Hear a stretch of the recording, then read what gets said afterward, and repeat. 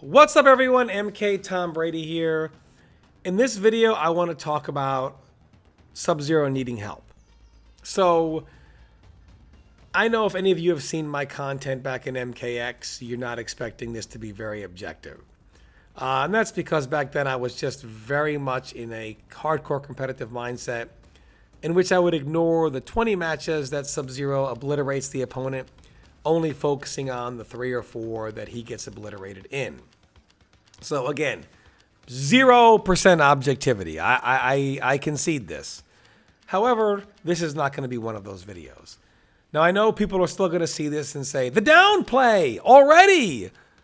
But the real truth is that if you watch this, you won't feel that way.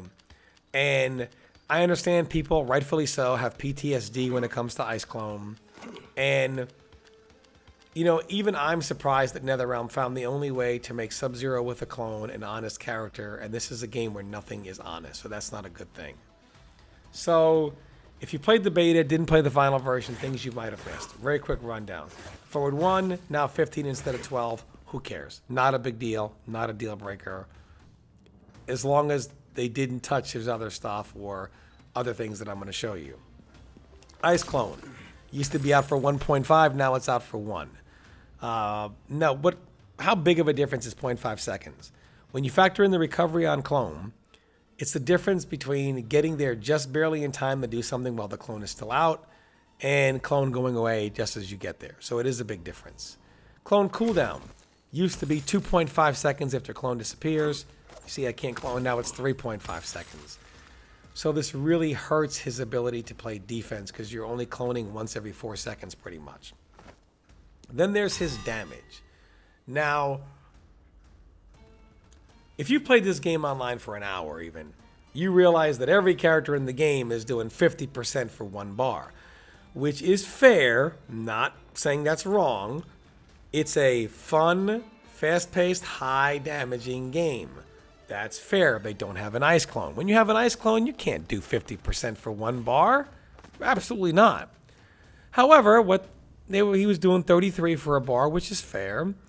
And, you know, if Sub-Zero needed to make a comeback and needed some type of damage, he was able to spend all 3 bars and get some damage out of it. So if he expended, you know, all of his cameo, all 3 bars, so he can't call cameo, he doesn't have bar for enhanced moves, doesn't have bar for breaker, he would be able to get between 45 and 48 damage. So we'll see what that does now.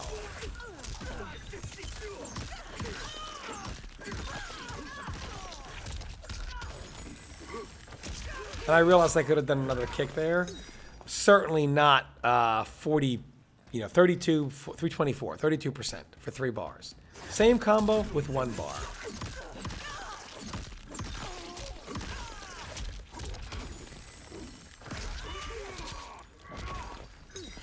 $325. So it actually does a pixel more than with 3. The 1 bar combo does a pixel percent more damage than the 3 bar combo. So spend 3 bars, you have no more resources. Instead of 45 to 48, a little over 50 with Fatal Blow, now you do 32. So Sub-Zero has lost between 10 and 17% based on the combo in certain situations. And this applies to a lot of areas. This is a dive kick into a full combo, into a fatal blow. You would think this would at least do like 40%, right? Has to. Unfortunately, it doesn't even do 38%. So his damage is significantly scaled back. Now, let's look at his strings and his normals. So Sub-Zero, I don't know, most people are familiar with jailing, but there are still some people new to fighting games who don't understand what that means. So I'm sure if you're one of those people that are new, surely you're familiar with a scenario in which you poke your opponent and he just won't stop mashing. He's down 1, he's holding up. In this game, he's going to armor, and you're like, my God, I can't make this guy block. This jackanave here will not block anything. This is why jailing is so important. Sub-Zero's down 1 is plus 11 on hit, which means he has a 7-frame jab for 1-2, or a 10 frame jab for 2-1. This allows him to do 1-2 or 2-1, and if you are, after his down 1 hits, if you're down 1, holding up, trying to neutral duck, armor, anything but blocking, you're going to be hit and punished, which then forces you to respect my options, and now you will guard, and now I can throw, set something else up, etc. It opens up options. I have forced that respect into you. This is very important in fighting games. However, Sub-Zero really can't do that, and here's why. So, just the 1-2 string, right? 1-2. Armor in between it. How about 2-1? Armor in between it. What does this mean, right? Now, I know that there are some people out there, the biggest button mashers on God's green earth, are going to say, that's fine, Tom. Just jab and block. Bait out the armor. Again, here's the problem. These are things that button mashers think because they understand what the problem is.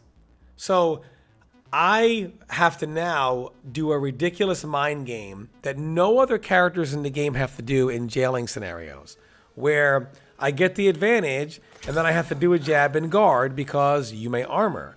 But what happens when you mash? But I'm reading he's going to guard and punish me. This is all I get. This is my punishment. Oh, I didn't think you were going to mash there. I thought you... Oh, well, silly me. I get nothing. This is a ridiculous mind game that should not exist in a scenario like jailing somebody to stop them from mashing out buttons after your poke. And in some instances, you have these safe armor moves in which they can call a cameo for a safe armor then launcher once the cameo hits. So the risk is, there should be no risk reward. Trying to jail off a basic jab string is not a risk reward scenario for you. However, because it's Sub-Zero, it is. If you want to, let's look at the rest of his strings here. So again, I'm going to play back some of these strings. This is 1-2-2. You'll see that this string is -6 on block. So it's not high negative frames. So the last hit you can armor out of, and of course the second. And it's the same for 2-1-2. Again, you'll notice the block advantage is -7. So these are not strings that have low negative frames. These are strings that end in very high negative frames. -6, -7. It's not like it's -1 or -2. Oh, and by the way, even if it was, you can also flawless block the last hit of both those strings. So I really don't see, I just don't see why it needs 2 gaps in these strings. It makes no sense to me. And then there is one more string I want to show you, forward 1, 2, 3. So this is -12. So it's a full combo punish. However, of course, you can still armor out of that anyway. And here's why that's ridiculous. Because, you know, with Sub-Zero, all of his clone cancels are unsafe, right? Fine. But what if you say, okay, well, they're always armoring through it. So here's a string that I'm going to do. It's unsafe, but it's just there to kind of check you. Like, hey, you know, respect that option to get them off of armoring every time. It creates a mind game. It's not possible, because if they're going to armor out of this, they're already thinking about armoring on that third hit, and they're going to catch you here too. So, and it's already unsafe on block. I have no idea why. I just don't understand why this is the way it is. And speaking of the clone and being unsafe, so I was noticing that at high level, I'm doing a string and blocking like, yeah, I'm going to catch that armor move, right? I'm going to punish this fool. Never comes out. And I'm going, I don't understand.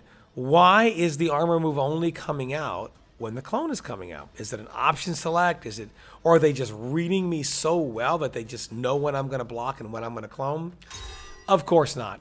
You see, clone is so negative that people can just visually see it and then punish it.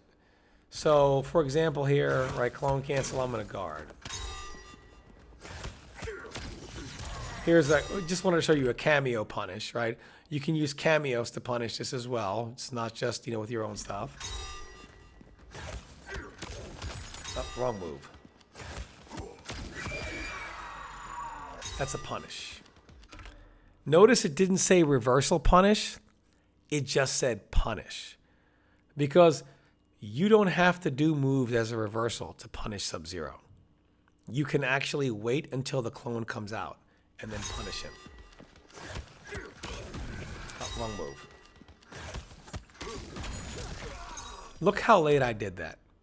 I was able to wait until I actually saw the clone and then punish it. And this prevents me from doing attacks and blocking and baiting it. And some of these punishes are meterless. So Shao Kahn can do, for example, 2-2 and normals and go right through it. Characters have normals that go through it. And they don't have to do anything or do anything at all until they physically see the clone.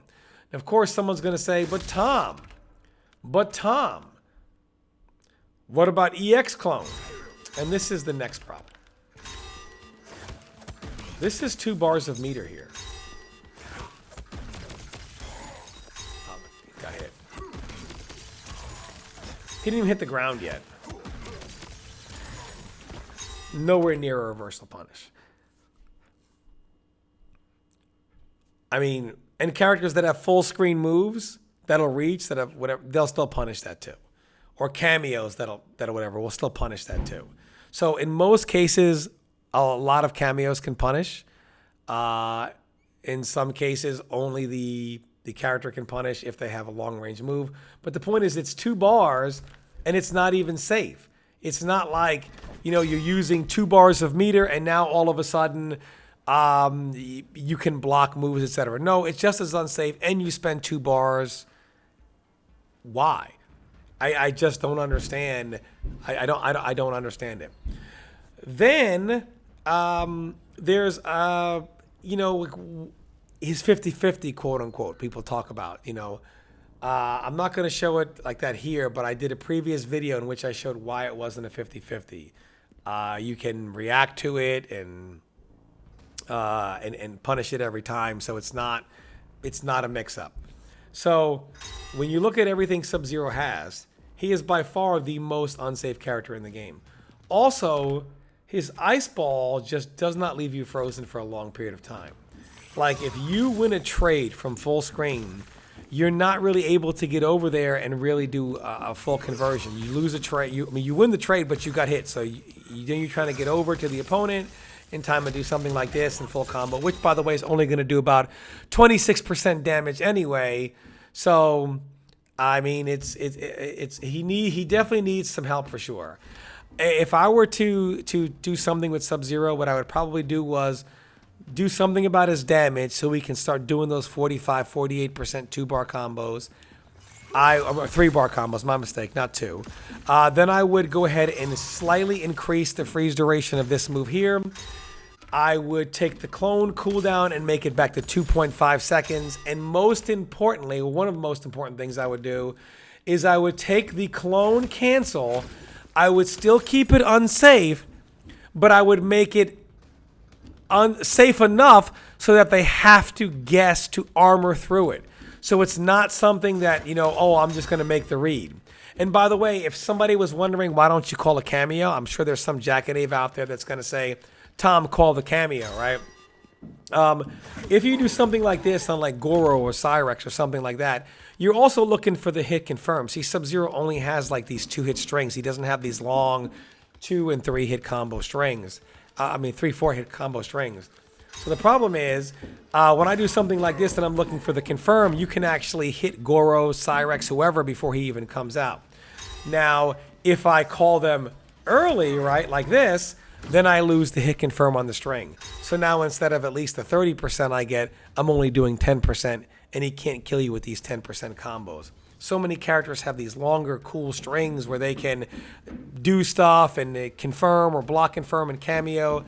Sub-Zero doesn't have any of this. And not that he needs any of that, but he does need some help somewhere. But let me know what you guys think in the comments below. Thanks for watching, and stay tuned for more content.